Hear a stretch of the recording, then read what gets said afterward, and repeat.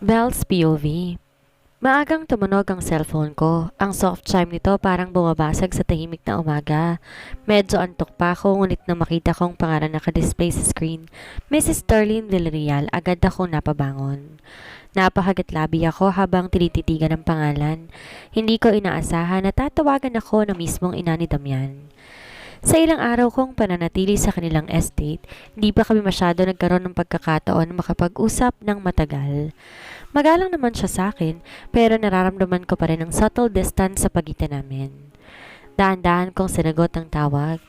Good morning, Mrs. Darlene Montiero Villarreal. Good morning, Belle. Ang boses niya ay elegante at kalmado. Are you free today? Napakurap ako. Yes po.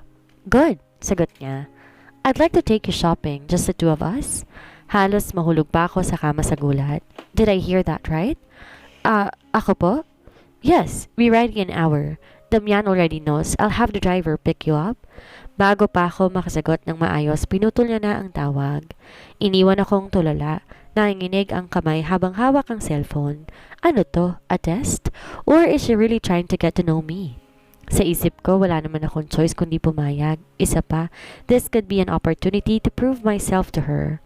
Kaya agad akong bumangon, naligo at nagsuot ng simpleng light blue sundress na hindi masyadong revealing pero classy pa rin. Pinili ko rin ng light makeup para fresh at natural lang ang dating ko. Nang matapos ako, dumating na rin ang driver para sunduin ako. Pagdating ko sa luxury mall kung saan ako susunduin ni Mrs. Villarreal, nakaramdam ako ng kaba. The Villarreals were known for the impeccable taste and extravagant lifestyle. Hindi ko alam kung makakasabay ako. Pagpasok ko sa isa sa mga high-end boutiques, nakita ko agad siya, elegant and poised at always, wearing a designer dress and pearl earrings. Belle, dear, she greeted, offering a small smile. Ngumiti ako at tumapit. Good morning po, ma'am. Call me Mom, she corrected, her tone surprisingly gentle. Nagulat ako sa sinabi niya but nodded nonetheless. Let's go, she said, linking her arm with mine as we walked inside the boutique.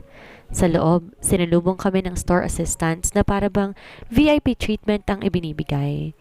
Ilang segundo pa lang kami doon, naglabas na sila ng napakaraming designer dresses, shoes at handbags.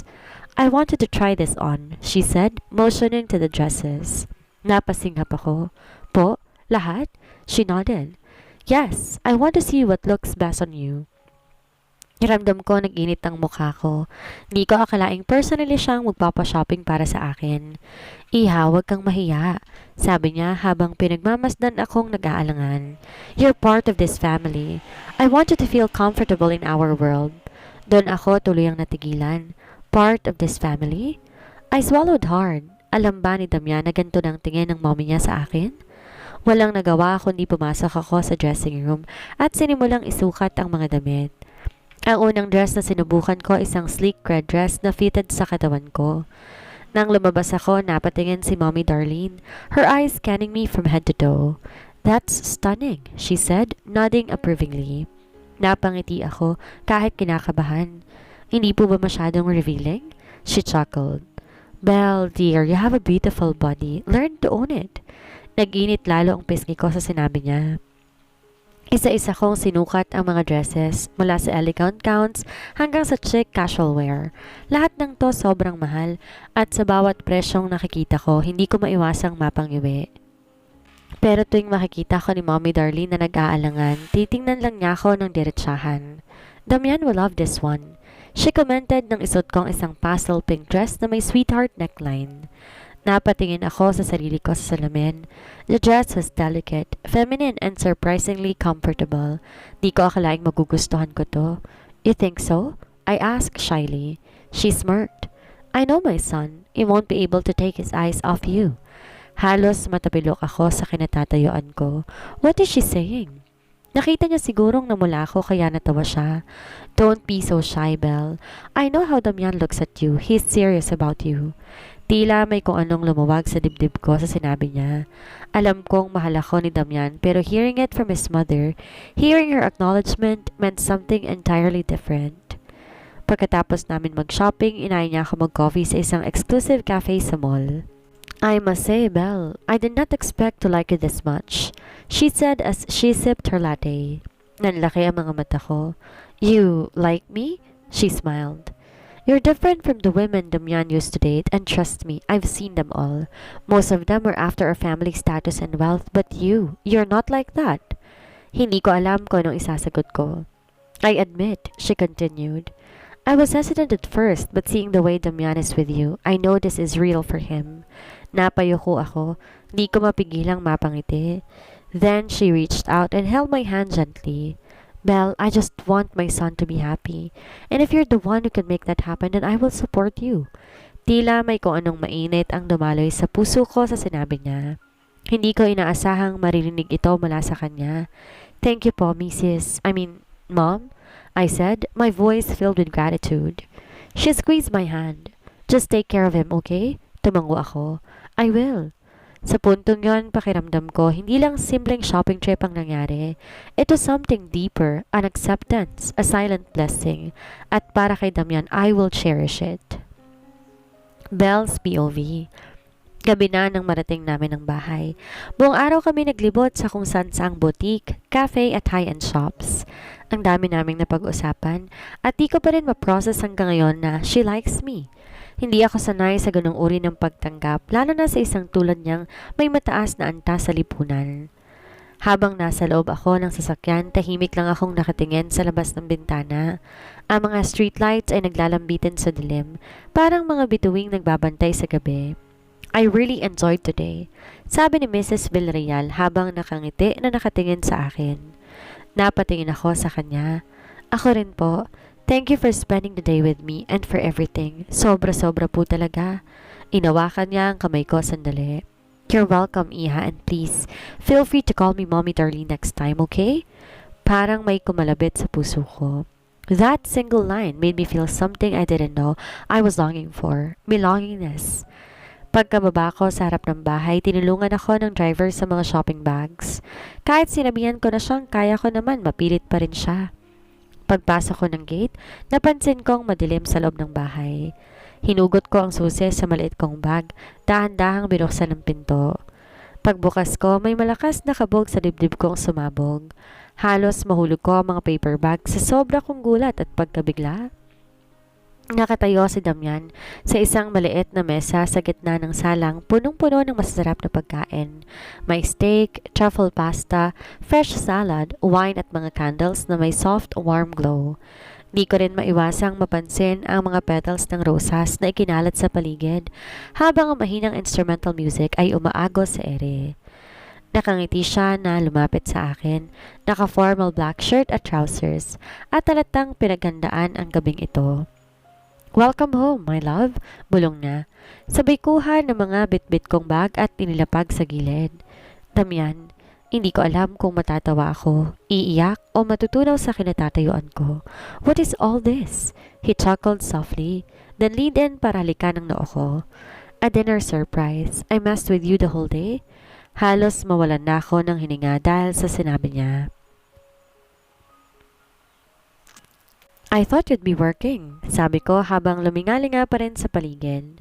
Ang buong bahay tila nag-transform. Mula sa romantic setup ng mesa hanggang sa malambot na lighting, lahat ay perfect. Well, I cleared my schedule, he replied. I wanted tonight to be just for you. Umiti ako na mahigpit at niyakap siya. This is too much. You didn't have to. I wanted to. He cut me off, gently lifting my chin to look into his eyes.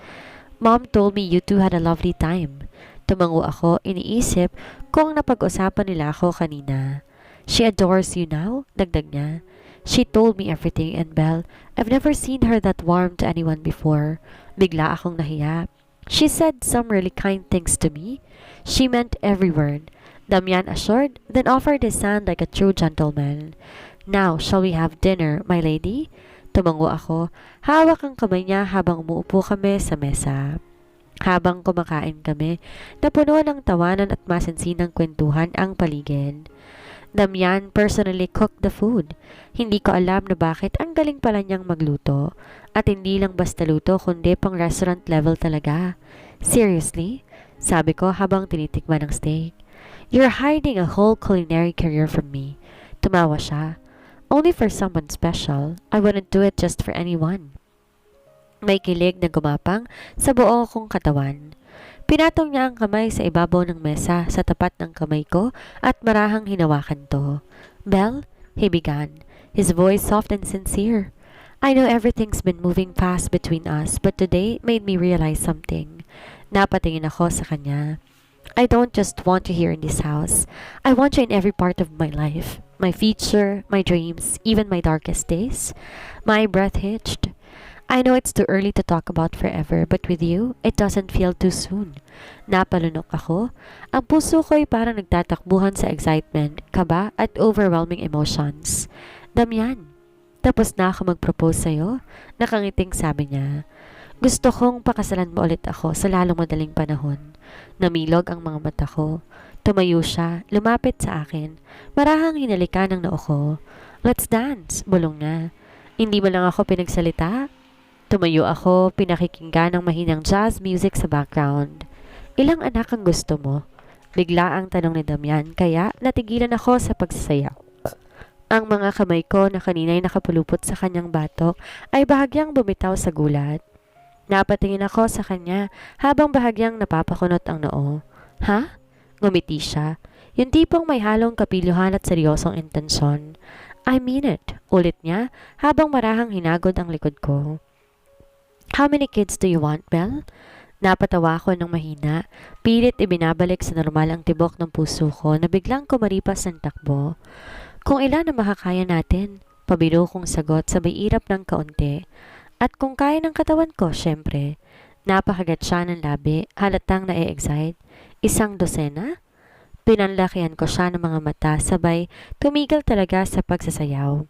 1 dosena? Damian, anong akala mo sa akin, baby factory? Tumawa siya.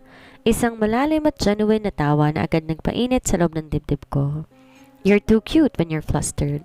Sabi niya sabay halik sa tip ng ilong ko. Eh kung ikaw kayang mga anak ng 12, tingnan natin kung kakayanin mo. Balik kong biro. Sabay suntok ng mahina sa balikat niya. Dahan-dahan niyang inilapat ang kamay niya sa tiyan ko. I can't wait to have our first baby, Belle, bulong niya. Halos hindi ko narinig sa lakas ng tibok ng puso ko. Our own little version of you, or maybe me. Di ko agad nakuhang magsalita, pakiramdam ko, parang biglang mas mabigat ang hangin sa paligid. Hindi dahil sa pressure, kundi dahil sa dami ng damdaming biglang sumiksik sa pagitan naming dalawa. Nagkatinginan kami. Wala nang halong biro ang mga mata niya. Nandun ang pangarap, ang pagnanais, ang tapat na pagmamahal.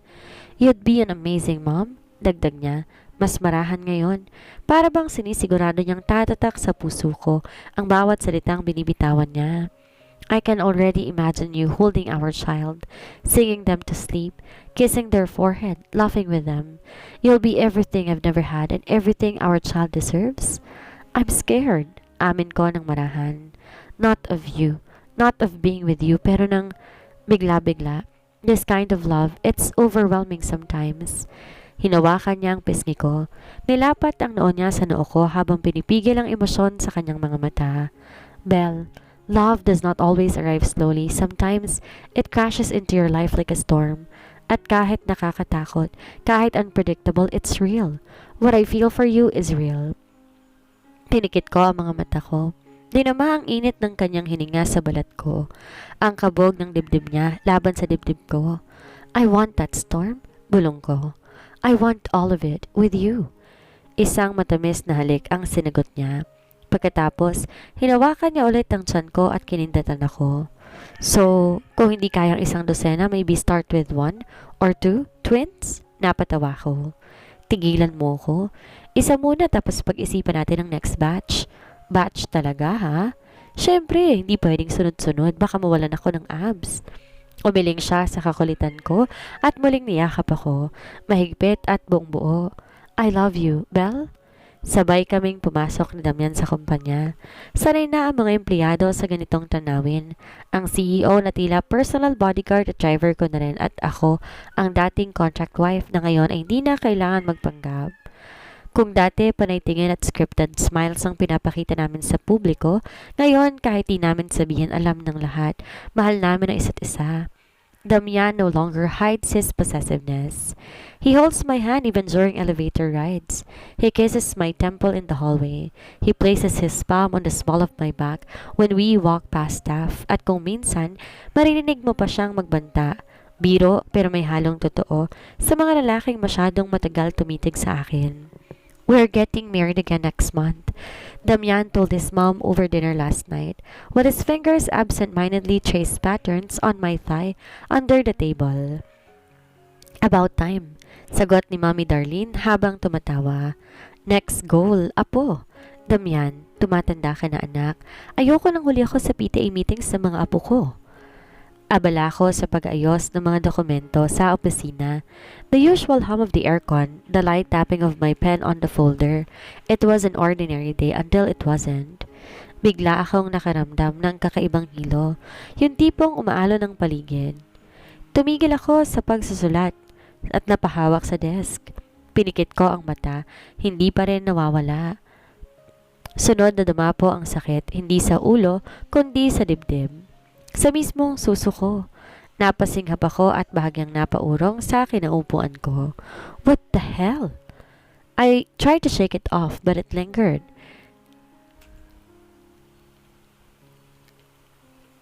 Tumawag ako kay Damian pero hindi siya sumasagot. Siguro nasa kalagitnaan pa siya ng board meeting. Minsan, sobrang intense siya sa trabaho na kahit ako, hindi niya sinasagot kapag nakafocus siya. Napatitig ako sa phone habang niintay ko ang pag-ring pero sa halip ay pumasok si Angel, ang assistant ko. Ma'am, here's the signed contracts, sabi niya, sabay lapag ng folder sa desk. Pero hindi yon ang agad kong napansin. Sa kaliwa niyang kamay, hawak niya ang isang plastic container. Laman nun, hiniwang mangga na may pulang-pulang bagoong, yung medyo masama-sapang itsura at parang may konting sili. Naparunok ako ng laway, literal, habang pinagmamasdan ko siyang kumukuha ng isang piraso. Sinasawsaw sa bagoong at inilalagay sa bibig niya. Napapikit ako sa sariling hindi maipaliwanag na cravings. I could almost taste it on my tongue. My mouth watered in anticipation. Gusto mo, ma'am? Alok ni Angel na napansin yata ang pamumungay ng mata ko. Bigla akong nahiya. Bulong ko sa sarili ko, bakit ako nagkakaganito? Napatingin ako sa calendar sa ibabaw ng mesa. I slid my fingers across the days, trying to calculate something I hadn't really noticed lately. Patapos na ang buwan. Napakagat-labi ako. Wait, I should have had my periods 2 weeks ago. Agad na sumikip ang dibdib ko. Hindi sa sakit, kung hindi sa kaba. Sa excitement, sa gulat. Bumalik sa alaala ko ang mga huling gabi namin ni Damian, ang mga gabing di kami nag-ingat, mga sandaling dala ng init, ng pagmamahal, ng walang takot na pangako. What if... Shit! Bulong ko. Natatawa pero kinakabahan. Could it be... pregnant? Napahawak akong muli sa tiyan ko. Hindi ko man kumpirmado pero para bang may kuryente akong nararamdaman sa ilalim ng palad ko. I felt different, alive. Tumunog ang telepono. Si Damian. Agad ko itong sinagot. Belle, I missed your call. Okay ka lang ba? Napapikit ako habang pinakikinggan ang boses niyang laging nagbibigay ng comfort.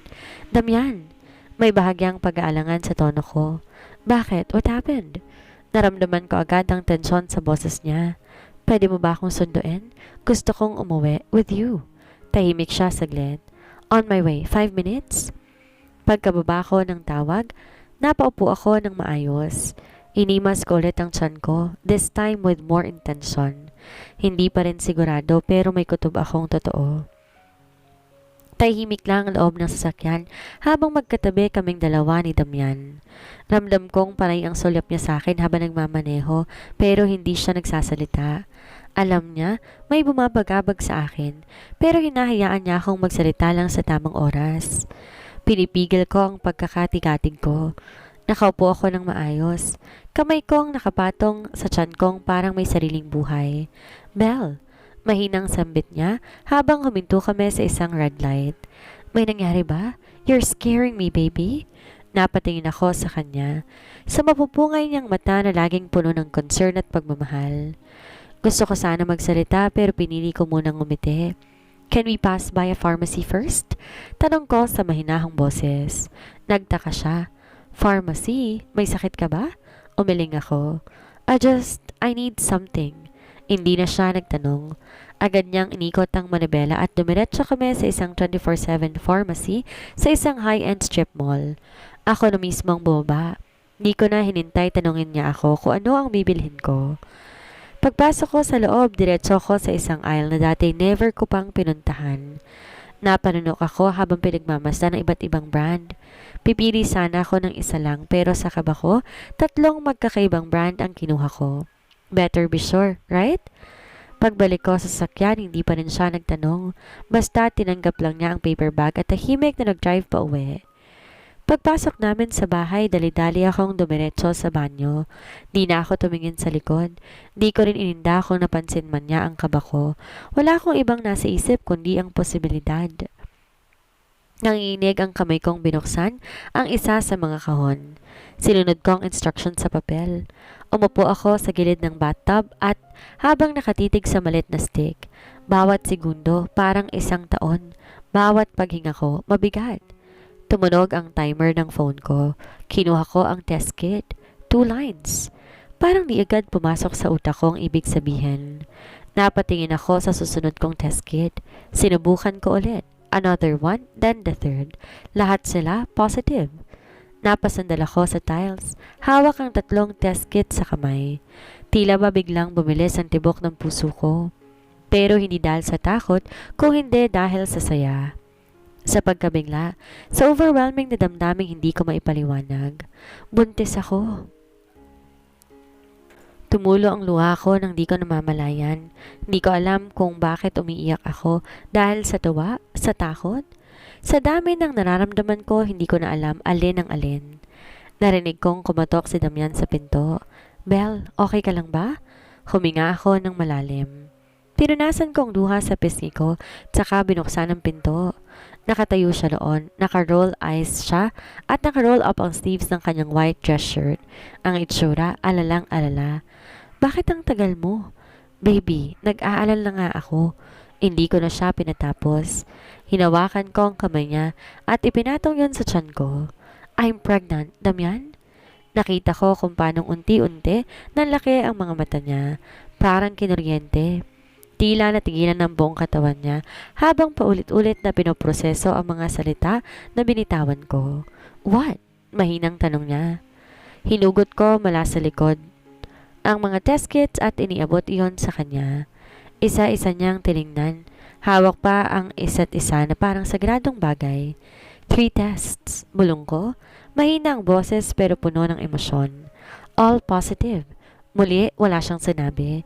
Hanggang sa bigla na lang niya ako niyakap na mahigpit. Buong katawan ko ay binalot ng init ng kanyang bisig.